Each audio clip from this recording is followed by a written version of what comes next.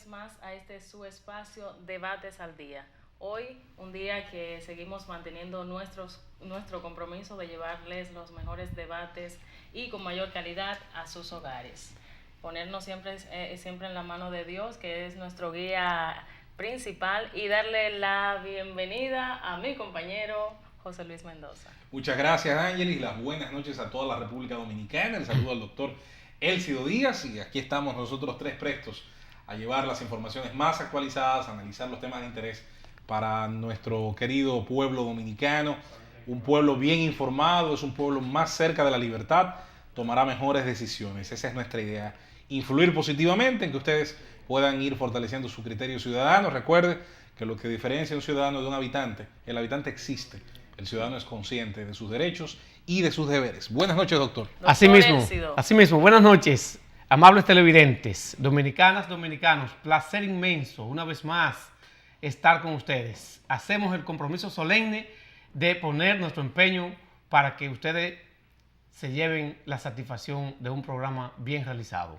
Así es. Nosotros contentos siempre de poder llegar a sus hogares por este espacio y con temas de mucho interés, con mucha calidad, y también, señores, tendremos las llamadas, así que preparen sus teléfonos porque a veces las líneas se congestionan, pero tienen que estar pendientes y no desesperarse. Ayer me dijeron varios, mira, pero llamabas mucho y no me contestaban. Es que son muchas llamadas, claro. Y no podemos contestarla toda, pero siga marcando, que nosotros vamos también a escuchar esas opiniones que ustedes tienen para compartir con nuestros televidentes.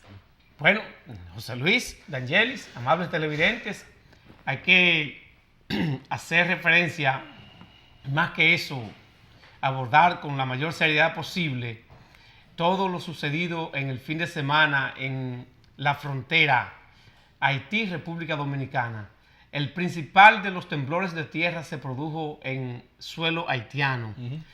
Y naturalmente todas las réplicas se sintieron en suelo dominicano en la frontera. Entiéndase que en adición a la catástrofe que representó, porque estamos hablando de varios, alrededor de 15 muertos, fallecidos en ese país hermano, pues también hay alrededor de más de 200 heridos. O sea que estamos hablando de una catástrofe, no con la dimensión de la gran catástrofe que no queremos ni recordar, creo que fue en el 2012. 11. Sí. 2011 sí que se produjo en Haití, pero también... No.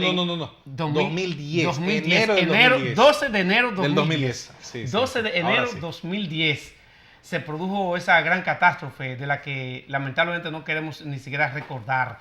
Pero una vez más entonces se pone de manifiesto algo que no, la verdad es que no le convenía y no lo esperaba posiblemente el pueblo trabajador de Haití, señor, el hermano pueblo de Haití.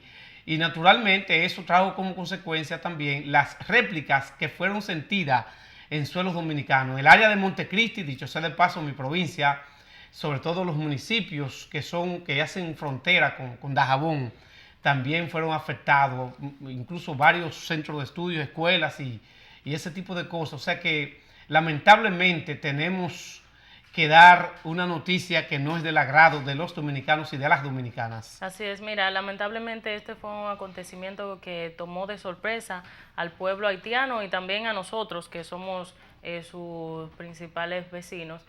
Nosotros siempre nos hemos solidarizado con el pueblo haitiano en cada una de estas catástrofes, pero es bueno también que el gobierno haitiano también haga frente a estos tipos de catástrofe que acontecen y comience a ayudar a sus habitantes.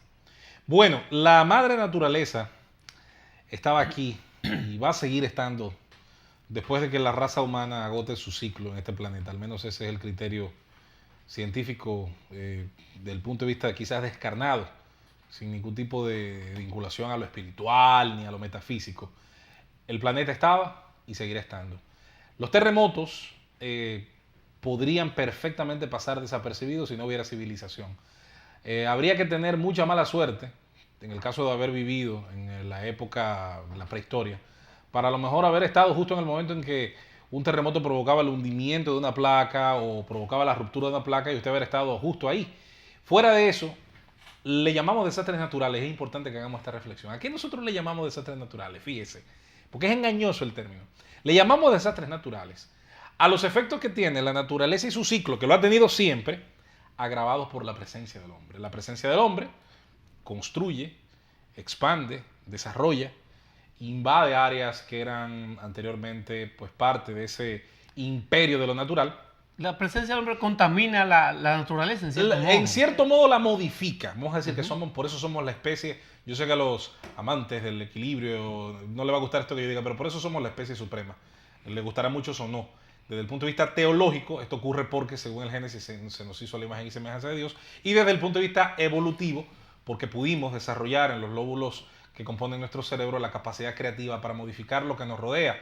En ese sentido, el terremoto, ¿por qué nos afecta? Porque construimos, porque desarrollamos civilización. Ahora bien, ¿qué ha hecho el hombre, sobre todo en los últimos 2 siglos, para verse afectado en lo menos posible por la naturaleza? Bueno, está la ingeniería sismo resistente, está la capacidad de construir para, si no disminuir a 0, que es casi imposible, disminuir al máximo los terremotos. Un terremoto de escala 7 en Japón te produce una decena de muertos, centenares de heridos y tal vez miles de desplazados. Ese mismo terremoto usted lo lleva a Turquía, lo lleva a Haití, lo lleva a una parte de África y va a producir centenares de miles de muertos y va a producir millones de desplazados. Sí. Lo cual quiere decir que al final el hombre también ha ido desarrollando la capacidad para amainar. Sí, eso le da fundamento. Para amainar los efectos de la naturaleza. ¿Qué ocurre con nuestra isla? Bueno, nuestra isla tiene más de 70.000 kilómetros cuadrados, de los cuales 48.000 nos corresponden. Si usted ve un mapa de las placas tectónicas, que son muy interesantes, los mapas geológicos, usted verá que casi siempre los bordes de todas las tierras que están emergidas están casi siempre concomitantes a placas continentales o a placas más pequeñas. Esas placas donde las mismas colindan, una está metiéndose debajo de la otra, una está saliendo debajo de la otra, una tiene un efecto subyacente, otra tiene un efecto superior. ¿Y qué ocurre? Esto que voy a decir va a parecer una locura, no soy geólogo, pero es lo que he aprendido de escuchar a muy buenos amigos geólogos. Es increíble, Elcido D'Angelis, pero mientras más movimientos sísmicos haya de esta magnitud hacia abajo, ojo a lo que voy a decir, podríamos estar siendo protegidos por un elemento natural. Al darse movimientos de magnitud moderada o leve o hasta imperceptible, podríamos estar evitando que cuando las placas liberen energía se dé, como en Valdivia, Chile, un terremoto de 8, bueno, el récord es de 9 mundial, de los que el hombre ha podido medir en Valdivia, Chile, un terremoto como el de Japón de más de 8, un terremoto como el de Indonesia, que fue en el mar de 9.6, que provocó un sismo, un tsunami, como todos recordarán hace unos años. Entonces, dentro de lo malo, hay algo positivo, y es que la placa está liberando energía. Es bueno recordar, Elcido, que hace 2 semanas estuvimos por su pueblo natal y nos tocó un temblor allá. Léase que toda esa zona de la falla septentrional, que da desde la parte norte de República Dominicana hacia la parte norte de Haití, está en movimiento. ¿Qué le rogamos? A lo que usted crea, a lo que usted crea, porque soy respetuoso de las creencias y de las no creencias, que se siga liberando energía de la manera menos severa.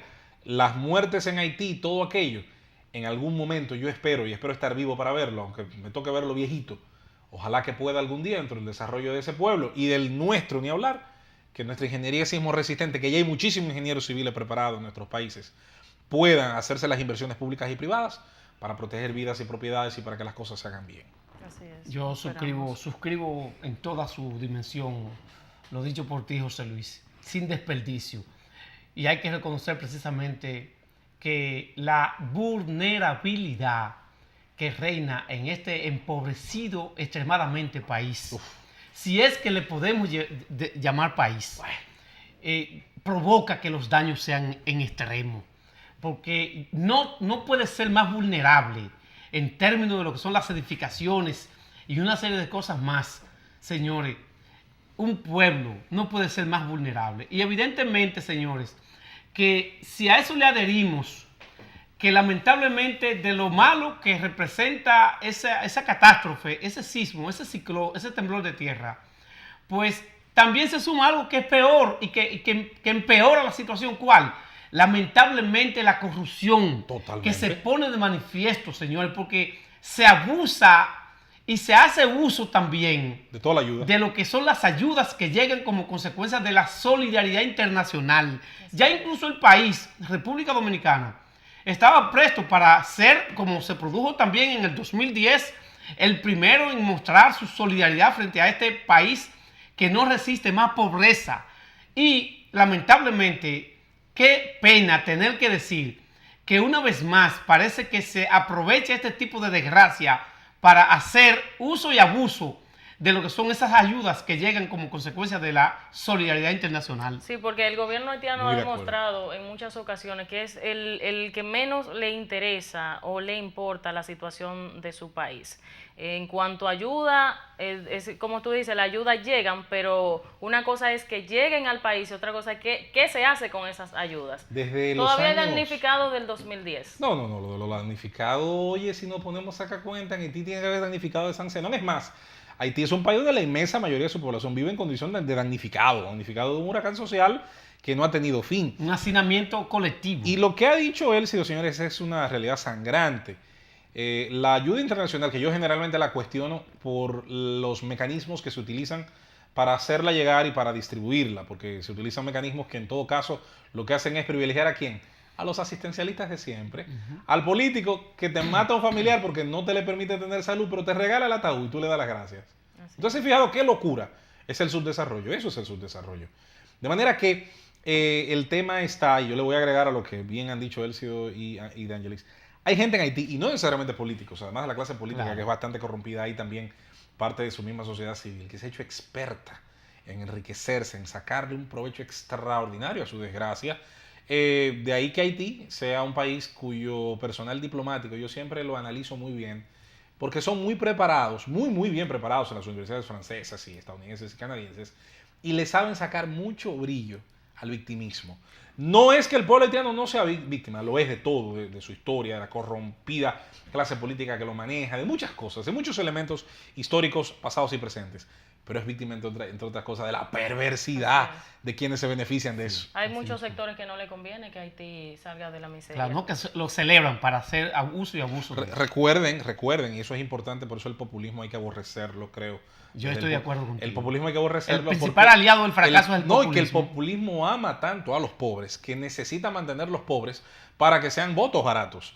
Cautivos de su pobreza, siempre van a depender de una mal llamada ayuda, de un mal llamado asistencialismo, de una porción de lo que realmente le corresponde, porque si usted se pone a pensar luego dice, venga, pero el Estado no genera riqueza, lo que hace es manejar la riqueza que generamos. De manera que, qué bueno que pasamos de lo inerte, la naturaleza, aunque si usted quiere considerar el planeta un ser vivo perfecto, de lo inerte a lo social, porque lo inerte y lo social están atados, están trenzados. El terremoto, dos placas se mueven, pero lo que afecta es lo que el ser humano ha construido arriba.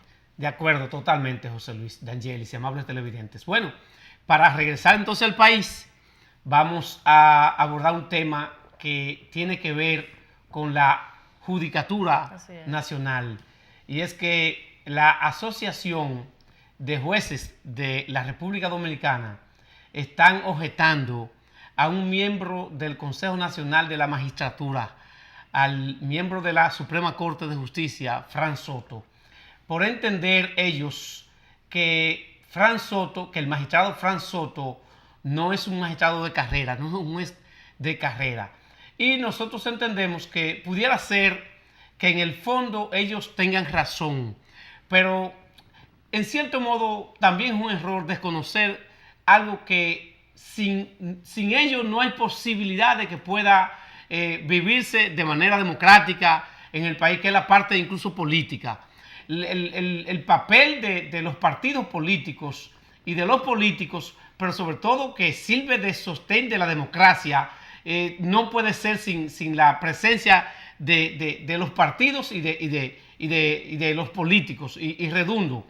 Entonces, no nos podemos, señor, amor nos quita conocimiento, José Luis De Angelis. Es evidente que la parte política está llamada a jugar un papel estelar, un papel protagónico en todo. Y estamos de acuerdo que hay que ir superando cosas, pero debe ser gradualmente. De manera repentina, de golpe y porrazo, tú no puedes pretender que va a transformar lo que es un comportamiento y una conducta de un país. Sí, hay muchas organizaciones que se han sumado a este pedido de invalidar a lo que es el juez Fran Soto, toda vez que se considera también una ficha política, una ficha puesta por el partido de turno y no es de carrera. Hay un 75% que establece este reglamento para poder conformar el Consejo Nacional de la Magistratura. Y entendamos que Marianito también tiene la misma condición, entonces deben elegir o el Mariano Germán o Franz Soto. No hay que disolver la Suprema Corte de Justicia. Yo siempre... Hay que desintegrarla. Yo siempre entiendo que ahí es donde se cumple aquello que Amado, el buen amigo Amado dice, de entre la sociedad ideal y la real. Claro. Yo pienso que en una sociedad ideal, sí, ahí no estuviera sentado nadie que no fuera un juez de corte. Así Yo es. pienso que hace mucho, cuando se eligieron las famosas altas cortes, se debió ver esa misma fuerza en el debate, ese mismo cuestionamiento. A gente que se sentó por primera vez a juzgar ese día que lo nombraron en una alta corte. Entonces, ¿qué quiero decir con esto? Yo no soy ni cata ni garrapata del señor Soto. No lo conozco, no lo he tratado. No creo personalmente que en mi mundo ideal él estuviera probablemente dentro de esa posición. Ahora, sí nos llama la atención por qué ahora y por qué él. Cuando, insisto, y ustedes han dado ejemplos perfectos, esa condición de no ser un juez de carrera perfectamente podría ser más abarcadora. Y quiero decir que la presencia del señor Soto, y esto ya es una opinión, un juicio de valor, ¿qué tanto puede, de alguna manera, distorsionar lo justo, lo ideal, la presencia del señor Franz Soto, cuando él es uno, y probablemente otras corrientes están más sobre representadas ahí dentro? Es una pregunta que me hago, la dejo al aire, para que la analicemos. Eso a mí, ni villanos favoritos, ni culpables preanunciados. Las cosas vamos a analizarlas porque a veces nos dejamos llevar como de la avalancha. Mira, el problema es que cuando tú debes un favor, dicen que es mejor deber dinero y no favor. Se dice que Soto está puesto. Cuando tú debes un favor... ¿Y quién no está puesto? Tú tienes la obligación, bueno, pero hay muchos que que son de carrera y aparte de estar puestos, por lo menos han cumplido una trayectoria de carrera. ¿Y tú sabes los jueces de carrera que este país le han fallado? Él sí. Sí, muchísimos. No. A lo largo de casi 30 años de ejercicio profesional, Sí, pero no es lo son mismo. muchos los jueces que hemos visto desfilar que han fallado. Pero no es igual cuando tú te preparas dentro de una escuela de la judicatura, cuando ya tú haces una carrera judicial, a cuando te ponen por encima de todo, sin tú ni siquiera, solamente porque eres un militante. Y si tú haces la del carrera y te partido de corrompes, turno. ¿de qué vale? Eso, ok. Sí. Eso, mira, había un corrido creo que colombiano, mexicano, no me acuerdo, que era muy gracioso, que decía, el día que la mataron, Rosita estaba de suerte, de 5 tiros que le pegaron, uno solo era de muerte. Los otros 4 no, pero le dieron 5. Entonces, yo a veces me hago la pregunta, insisto, queremos jueces probos, jueces que sean, como decía el jurista italiano ese famoso, que sean hasta desagradecidos al que los pone. Perfecto, eso hasta puede ser una virtud. Ahora, ¿quién los va a elegir? ¿Quién va a elegir esos jueces? Quiten a Franz Soto. ¿Me garantiza lo que quedan, que lo van a elegir así?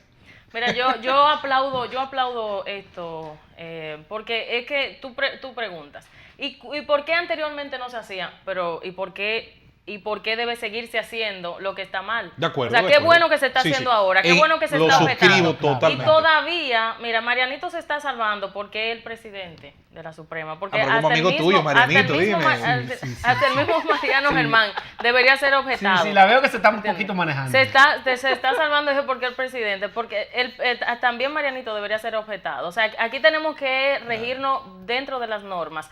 Y si hay otros jueces que sí son de carrera y que tienen los méritos, ¿por qué no elegirlo a él? Ojalá. Es lo que decía Finjus, se están buscando un problema que se ve, lo estamos adelantando y nosotros aquí mismo decíamos, simplemente está diciendo la fórmula del agua tibia, mitad fría, mitad caliente. Sabemos que iba a pasar este problema, pero que también ellos son inteligentes, ellos sabían que el problema iba a venir. Ahora, y él sí, vamos a recordar un poco la historia, porque la historia puede refrescar a los más jóvenes del presente.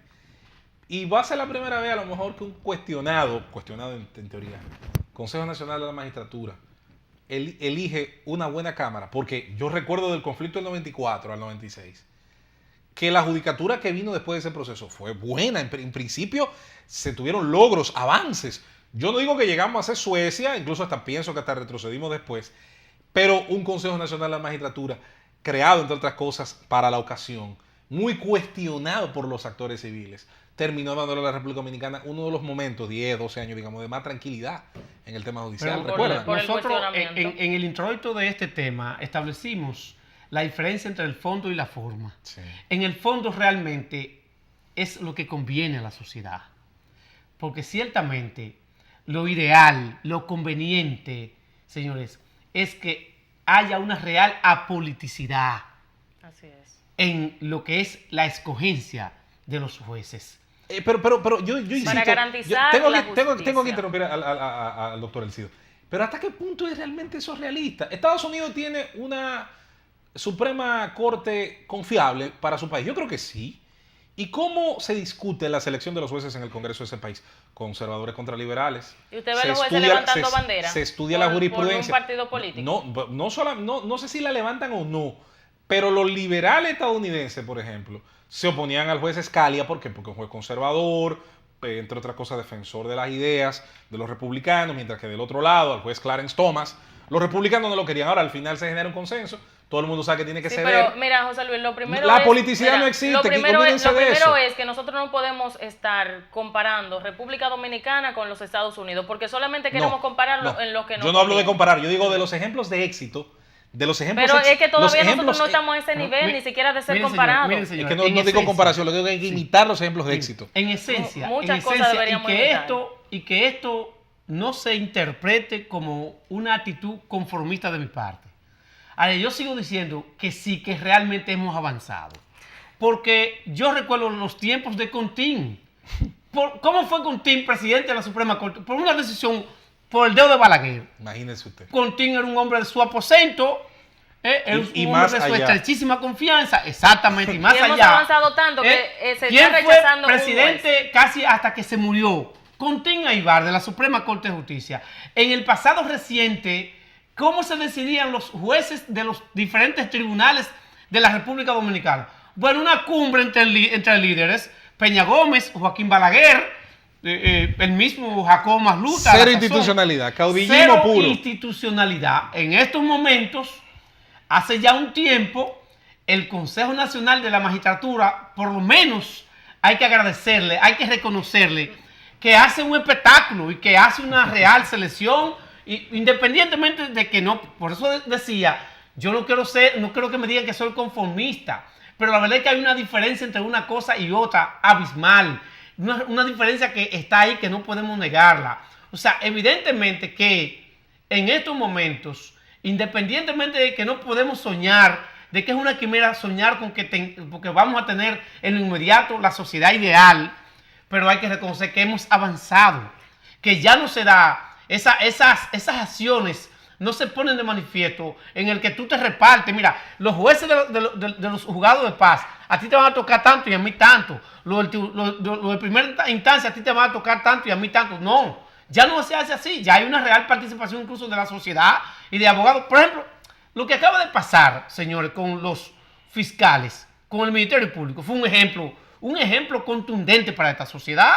Entonces, en esa misma dirección es que va todo. Van ese tipo de aspectos que son fundamentales para el desarrollo de toda sociedad. Cuando el pueblo comienza a exigir que se cumplan las leyes y las normas, entonces ahí sí se puede decir que estamos avanzando. Sí. Y eso es lo que está pasando. Hay presión. Hay presión. Pues estamos de acuerdo. Es bueno y es conveniente esa presión. Es conveniente.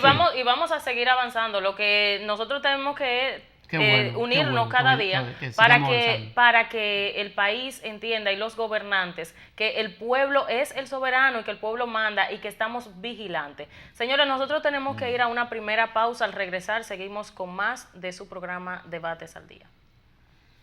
Qué bueno que sea así.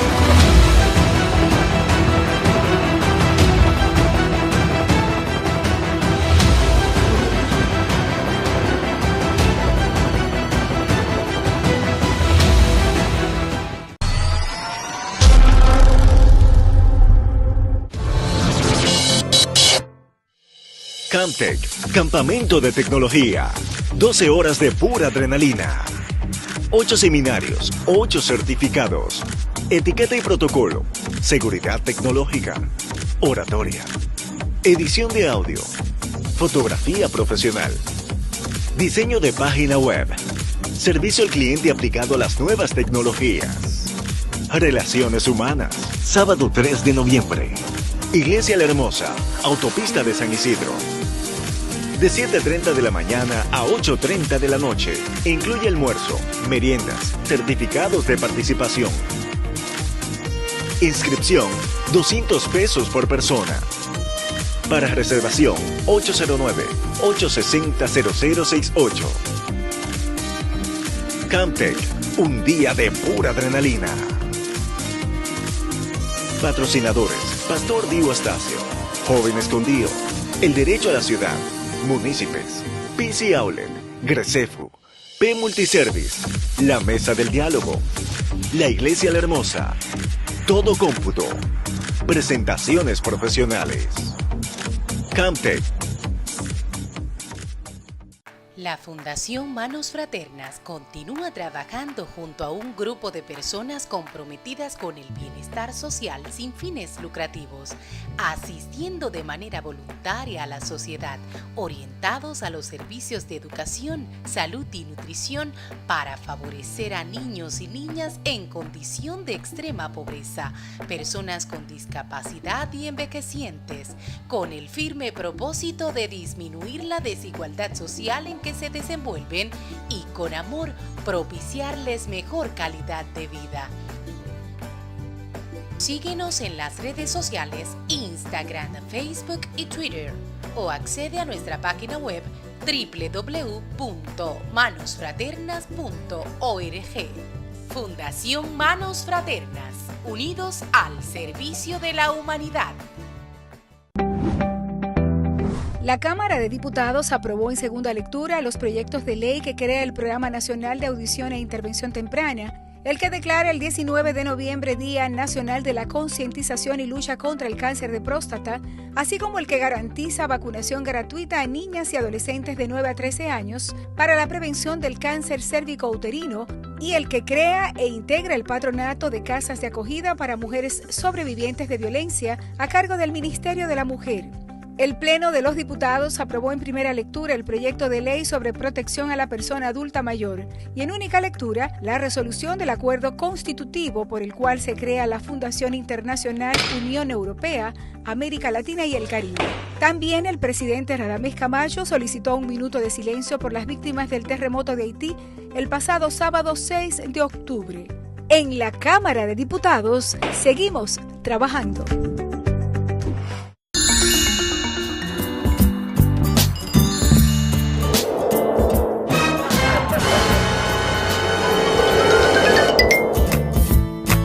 En un mundo donde todos sueñan, solo la auténtica Lotería Nacional del Padre Villini convierte en realidad tus sueños.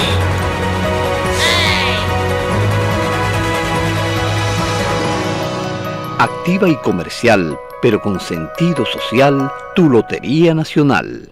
Atendiendo el anhelo del presidente Danilo Medina de que es un derecho fundamental el que una persona pueda tener título de propiedad del terreno donde vive, la Dirección General de Bienes Nacionales, a través de la Comisión Permanente de Titulación de Terrenos del Estado, ha entregado 1.573 títulos definitivos de viviendas construidas en terreno del Estado, representando un ahorro de más de 78 millones de pesos a favor de los beneficiarios. Desarrollamos un cronograma para seguir poniendo en manos de familias de todo el país miles de certificados de propiedad, mientras se trabaja en la depuración de otros 17.000 existentes en bóveda. Este compromiso con los más necesitados impulsa al gobierno a iniciar el proceso de titulación de más de 53.000 apartamentos, viviendas y locales comerciales de proyectos habitacionales construidos por el Estado desde el año 1962 hasta el 2008. Una forma real y eficaz de combatir la pobreza.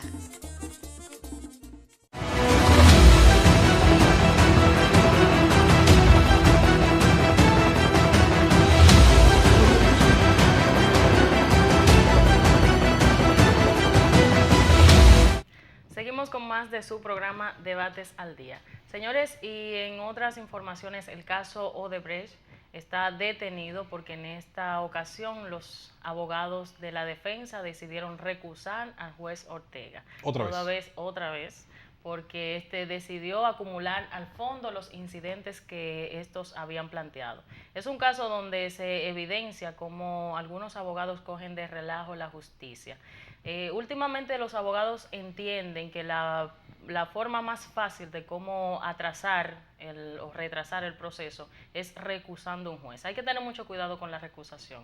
Cuando usted recusa a un juez, usted le está diciendo inepto, usted le está diciendo que tiene interés en el proceso, usted le está diciendo que es poco preparado. Esa es la ofensa más grande que se le puede dar a un magistrado. Aunque no deja de ser un derecho. Es un derecho incluso. No deja de ser una garantía. Pero se debe saber cuándo y cómo. Obvio, tiene también... por supuesto. Sobre todo un juez como Francisco Ortega. Como todos los recursos de los que dispone el jurista que está a cargo, que está al mando de la estrategia para defender a su causa, a su parte, es evidente que la recusación tiene, como muy bien dices, que ser utilizada dentro de un movimiento estratégico. Eso está claro.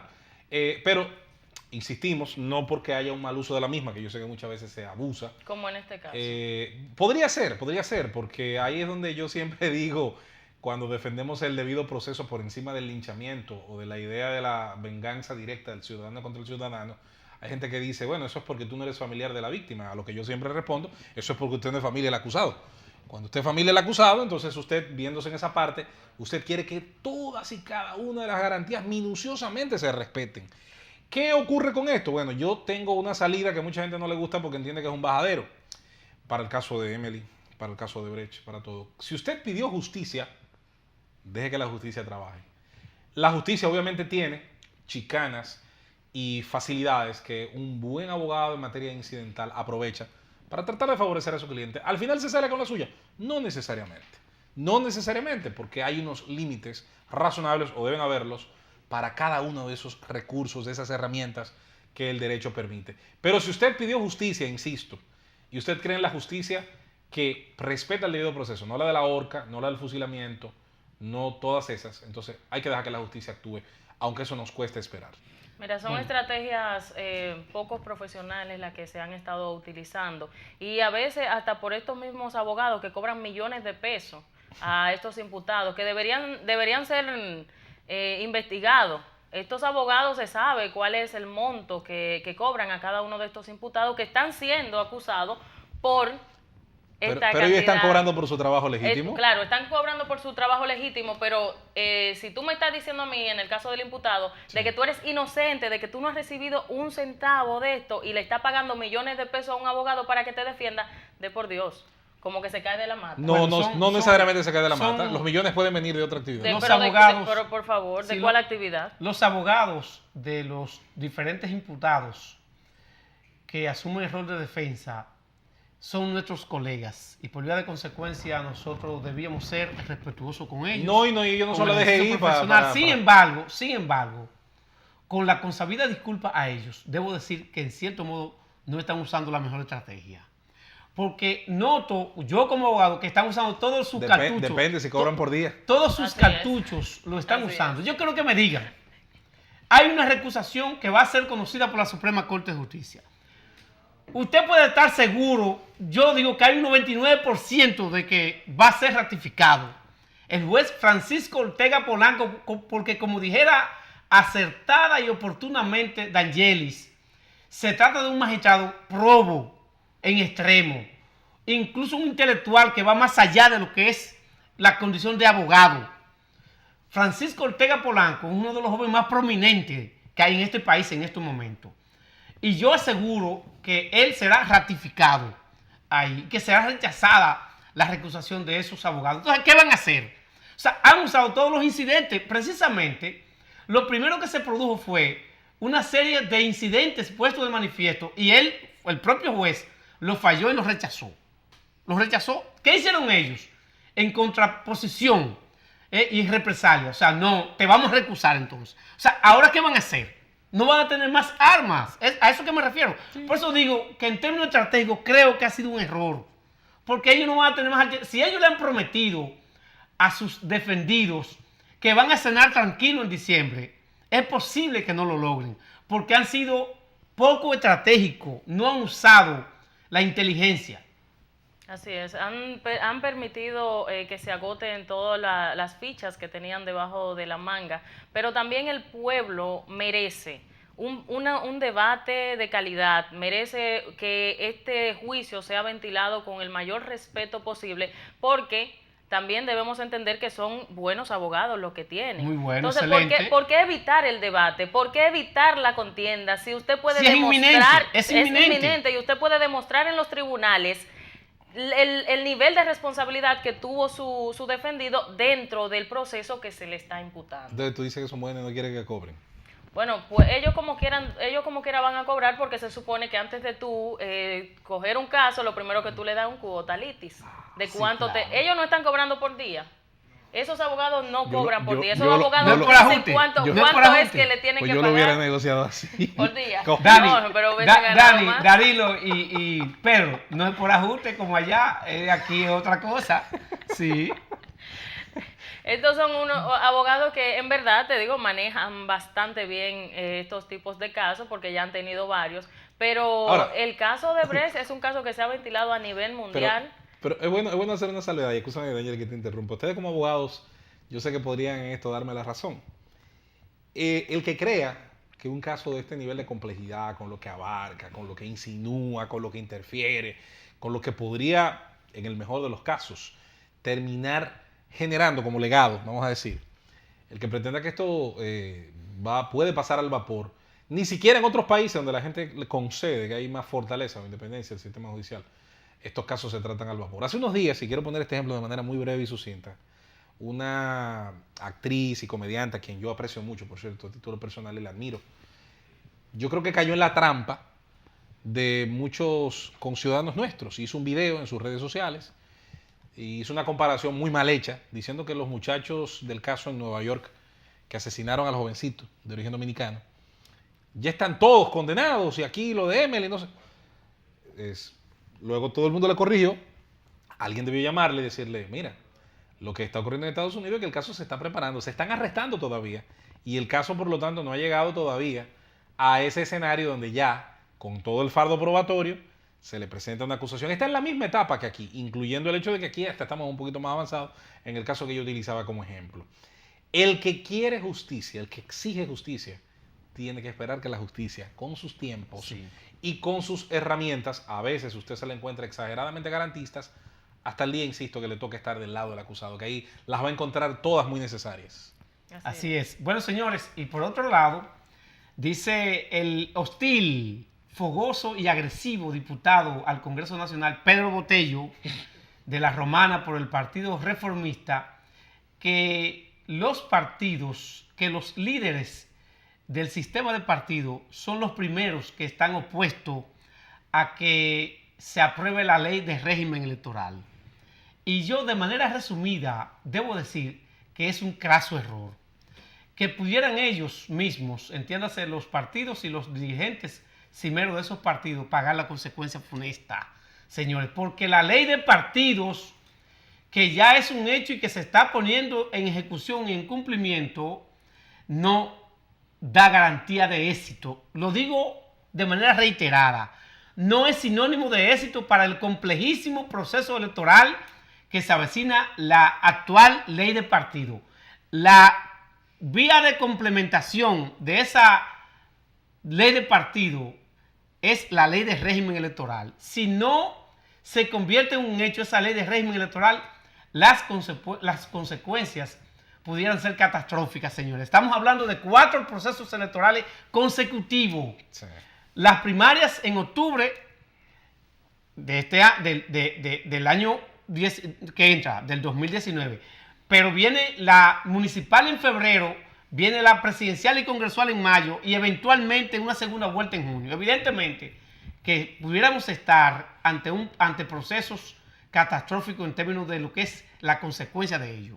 Sí, el diputado Pedro Botello, también establece que este régimen, este reglamento, podría convertirse en un muro de contención, porque por primera vez estaría poniéndole reglas a los partidos políticos que todo el tiempo han hecho lo que han querido, y que por eso la tienen ahí parada. Vamos a ver cómo se pronunciará el PLD, pero él ya estableció claramente que ellos no tienen nada que ver con los partidos mayoritarios. Él mismo se puso por el suelo ya. Mira, tenemos que hacer una pausa y al regresar venimos con las llamadas. Así con la que, participación de los interactivos, del actor principal de este programa. Así que pendientes porque venimos con más temas de debate para que usted también pueda interactuar con nosotros.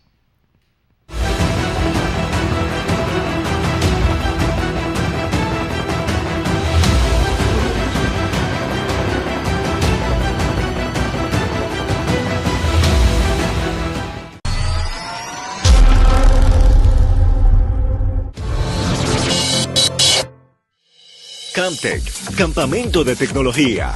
12 horas de pura adrenalina. 8 seminarios, 8 certificados. Etiqueta y protocolo. Seguridad tecnológica. Oratoria. Edición de audio. Fotografía profesional. Diseño de página web. Servicio al cliente aplicado a las nuevas tecnologías. Relaciones humanas. Sábado 3 de noviembre. Iglesia La Hermosa, Autopista de San Isidro. De 7:30 de la mañana a 8:30 de la noche. Incluye almuerzo, meriendas, certificados de participación. Inscripción, $200 por persona. Para reservación, 809-860-0068. Camtech, un día de pura adrenalina. Patrocinadores: Pastor Dio Astacio, Joven Escondido, El Derecho a la Ciudad, Municipios, PC Outlet, Gresefu, P Multiservice, La Mesa del Diálogo, La Iglesia La Hermosa, Todo Cómputo, Presentaciones Profesionales. Camtech. La Fundación Manos Fraternas continúa trabajando junto a un grupo de personas comprometidas con el bienestar social sin fines lucrativos, asistiendo de manera voluntaria a la sociedad, orientados a los servicios de educación, salud y nutrición para favorecer a niños y niñas en condición de extrema pobreza, personas con discapacidad y envejecientes, con el firme propósito de disminuir la desigualdad social en que se desenvuelven y con amor propiciarles mejor calidad de vida. Síguenos en las redes sociales Instagram, Facebook y Twitter o accede a nuestra página web www.manosfraternas.org. Fundación Manos Fraternas, unidos al servicio de la humanidad.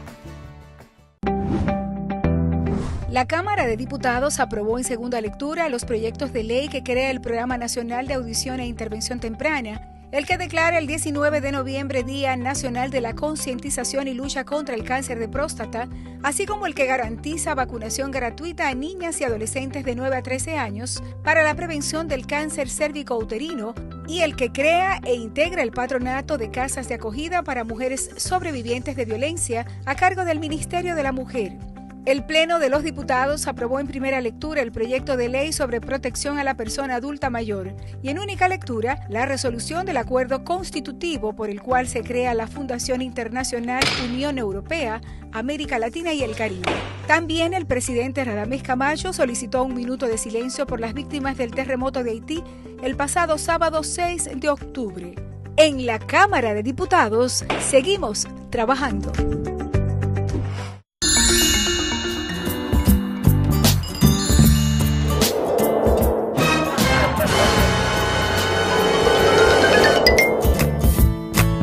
En un mundo donde todos sueñan, solo la auténtica Lotería Nacional del Padre Villini convierte en realidad tus sueños.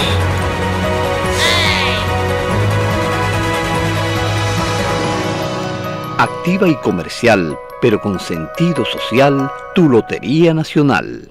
Atendiendo el anhelo del presidente Danilo Medina de que es un derecho fundamental el que una persona pueda tener título de propiedad del terreno donde vive, la Dirección General de Bienes Nacionales, a través de la Comisión Permanente de Titulación de Terrenos del Estado, ha entregado 1.573 títulos definitivos de viviendas construidas en terreno del Estado, representando un ahorro de más de 78 millones de pesos a favor de los beneficiarios.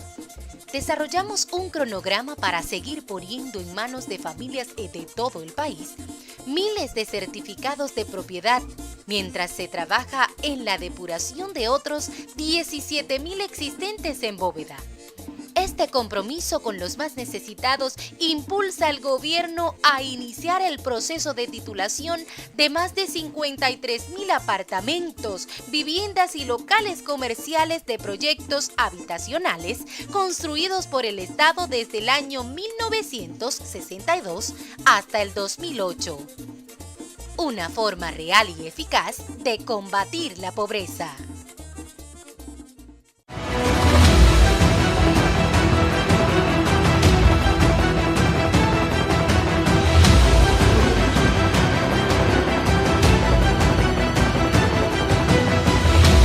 Estamos de regreso en su espacio acostumbrado de cada noche, Debates al Día. Elcido Díaz, Dangelis Vilorio, un servidor José Luis Mendoza con ustedes.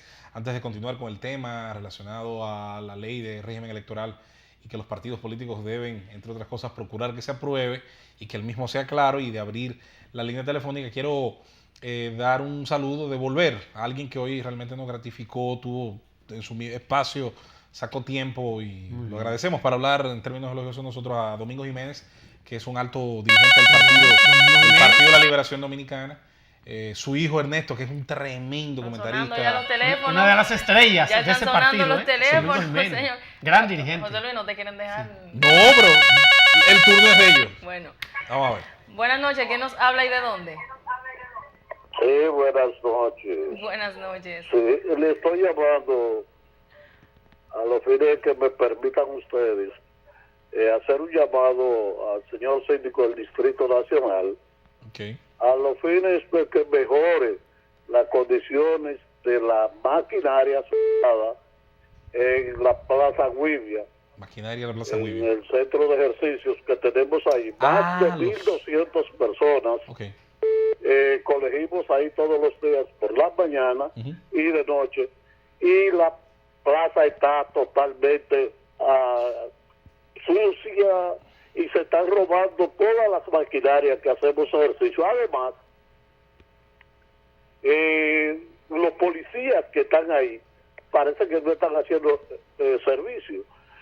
Esa plaza es una plaza que nosotros entendemos que es el ojo del malecón, y es una de las principales plazas que el síndico ha permitido que el pueblo use, y ciertamente ha hecho un buen trabajo, pero lo vas a dejar dañar por descuido. Muy bien, muchas ahí está su llamada, muchas gracias.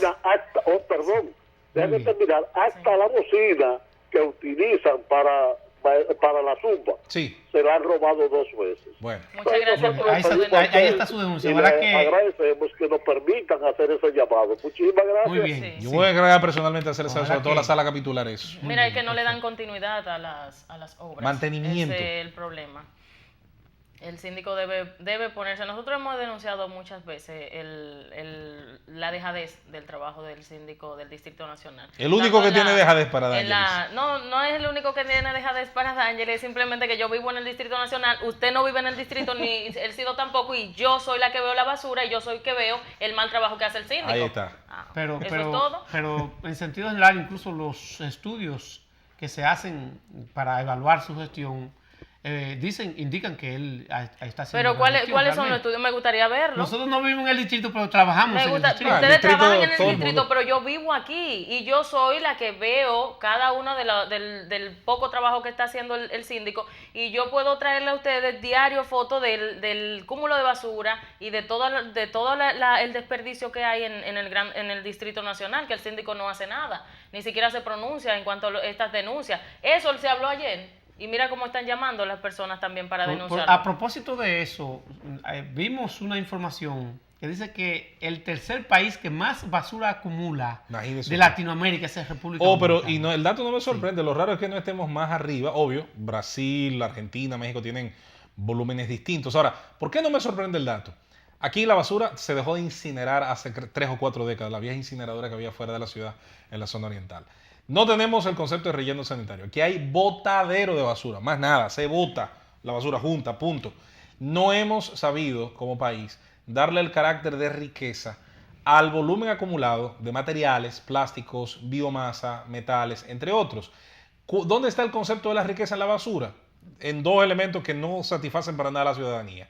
El elemento de su transporte por volumen, a la que mucha gente le saca mucho dinero, y obviamente el trabajo de los buzos allá enfermándose, si es en Santiago, aquí no se recicla. en el vertedero, si es aquí, bueno, pero al final no hemos convertido la basura en una oportunidad como sí lo han hecho otros países. Así es. Qué pena. Me gustaría que usted dé la información sobre la pelota que estamos esperando. 8º episodio, Boston Red Sox 4, Yankees de Nueva York 1.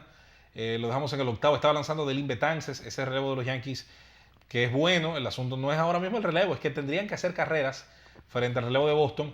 Me amarga escuchar esa información. Bueno, mientras tanto, podría determinar así el partido, y ya veremos, vamos a hacer una actualización, la serie de campeonatos será entre Boston y Houston.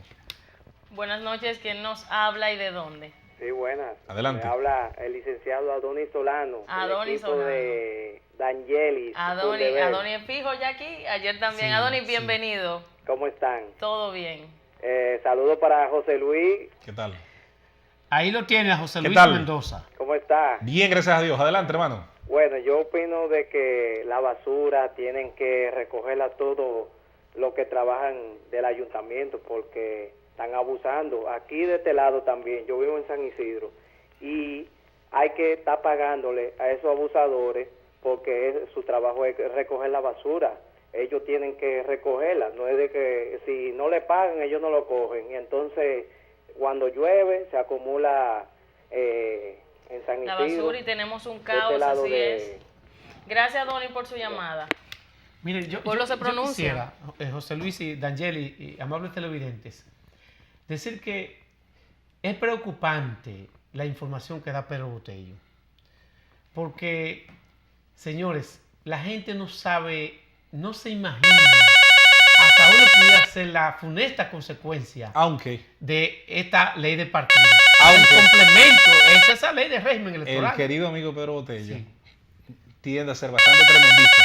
El único problema de esa información es de dónde viene, para ser sincero. Esa es la verdad. Buenas noches. ¿Quién Buenas nos noches, habla adelante. ¿Y de dónde? Buenas. Adelante, buenas. Sí, Sí, buena. sí, Tiene que saludos. bajar el volumen de su televisor, por favor. Sí, buena. Adelante, sí. Habla Félix Cantalicio de La Vega. Adelante desde La Vega, la culta olímpica y Sí, mira, carnavalesca. ya que el flamante y valiente ministro administrativo de la presidencia, José Ramón Peralta, dijo que los impuestos de la gasolina son para la educación y la salud. Ahora sería bueno que él dijera la otra inmensidad de impuestos que paga este pueblo en que lo usan. Gracias. Gracias por su Eso. llamada. No, y no solamente eso, también hay que ser sincero. O sea, si es para eso, bueno, pero que entonces que sea eficiente el servicio. No, pero una que haya irresponsabilidad. medicamentos. que haya Es una irresponsabilidad del ministro de la presidencia, porque si el ministro entiende que es para educación, entonces están condenando a los profesores, están condenando a los estudiantes, porque cuando me suben la gasolina, me suben el pasaje, me suben la comida, me suben la educación, entonces, ¿cuál es el beneficio del pueblo? No, es que si es para la salud, bueno, pues entonces que haya un abastecimiento eficiente, sobre todo de los medicamentos en los hospitales. Así es. Esa es la verdad. Adelante. Bueno, yo con respecto a ese tema, todo el mundo sabe cuál es mi posición. Cuando los impuestos no se devuelven en servicios de calidad, terminan siendo un castigo al que lo hace bien, un castigo al que produce. Usted produce, usted trabaja, entonces yo de castigo le quito riqueza. ¿Qué hago Pero con esa entendemos- riqueza? No tenemos idea. Mira, entendemos que ha sido la peor idea. O sea, no sé de quién fue la idea, pero fue la peor idea ¿Cuál? subirle los combustibles. Bueno, a los mira, combustibles. lo de grabar los combustibles, hay que decir, no es del todo una idea tonta en el sentido de que permite, incluso si la carga impositiva del resto de cosas fuera menor, yo no estuviera ni siquiera en desacuerdo, porque al final los impuestos siempre necesitarán algún tipo de gravamen, porque si los abaratas mucho, de alguna manera, pasa como en Venezuela, cuando los abarató Chávez, que costaba menos un galón de gasolina que una botella de agua, el dispendio y el derroche te genera hasta un contrabando de salida, porque al final sería más barato incluso hasta llevarlo a un país limítrofe, y atención que tenemos por excelencia el país del contrabando al lado. Entonces, hasta cierto punto no está mal la idea de grabar los combustibles. El problema es, insisto, en qué servicio se le devuelven a usted. Mira, los impuestos que paga. ¿Con cuando cuál usted está satisfecho? Ninguno. Cuando tú me subes los combustibles, entendamos también que el arroz que se hace en San Francisco de Macorís O y en sube Nagua, por el flete, claro. tiene que traerse a Santo Domingo. Y en Mao también. Y en Mao. Y entonces al traerse a Santo Domingo es con combustible, pero Claro el plátano también. Y la electricidad. La electricidad también. Señores. Todo sube por el combustible. Fue una mala idea. Y entonces decir que es por educación es una irresponsabilidad del ministro. Fue una mala idea y para nosotros fue un placer haber compartido esta hora con ustedes. José Luis, D'Angeli, Élcido, un verdadero placer. Aseguramos que mañana haremos el esfuerzo para llevarle un programa más a ustedes. Bye, pásenla bien y bendiciones.